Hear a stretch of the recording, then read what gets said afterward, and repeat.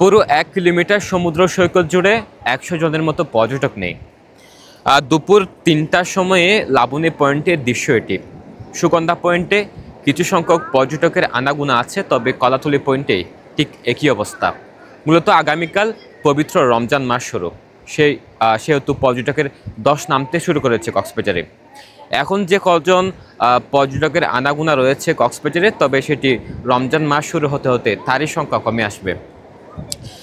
পর্যটক সংশ্লিষ্টরা ধারণা করছেন, প্রতিবারের মতোই রমজান মাসে যেমনটি পর্যটকের দেখা মিলে না কক্সবাজারে, ঠিক একইভাবে এবারেও পর্যটক আসবে না এমনটি ধারণা তাদের। তবে কিছু সংখ্যক হলেও পর্যটকের আকর্ষণ বাড়াতে কক্সবাজারের যে 5 শতাধিক অথবা তার চেয়ে অধিক যে মোটেলগুলো রয়েছে, সেখানে 60% ছাড়ের ব্যবস্থা রয়েছে এমনটি জানিয়েছেন তারা।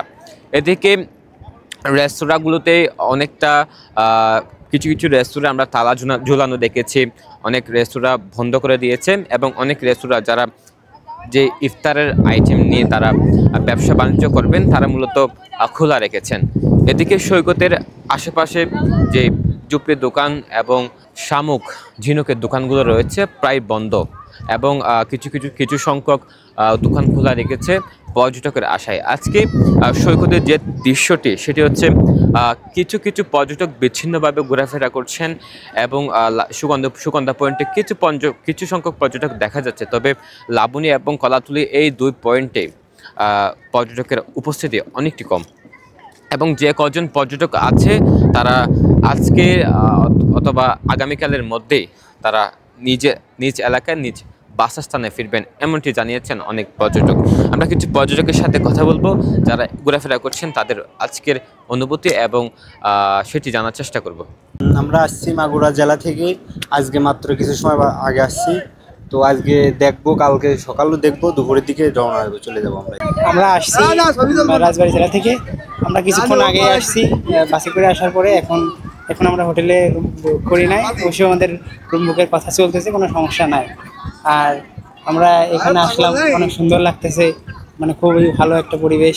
কয়েকদিন থাকবো এখানে এবং এটা দেখে রেখে তারপরে যাবো। আমরা পর্যটন সংশ্লিষ্টদের সাথে কথা বলেছি, তারা বলছেন যে করোনা মহামারীর সময়ের পর থেকে এই মৌসুমে, অর্থাৎ এই চলতি যে মৌসুমটি গিয়েছে সেই মৌসুমে সবচেয়ে ভালো ব্যবসা হয়েছে এই কক্সবাজারের পর্যটন শহরে। তারা খুব সন্তুষ্ট। তবে এই যে রমজান মাস প্রতি বছরের মতোই এবারও যে সৈকত খালি পড়ে থাকবে এমনটি ধারণা তাদের। তবে তারা চেষ্টা করছেন যে ছাড়ের ব্যবস্থা করে, যে হোটেল কক্ষ ছাড়ের ব্যবস্থা করে পর্যটকদের আকর্ষণ কিছুটা হলেও বাড়াতে।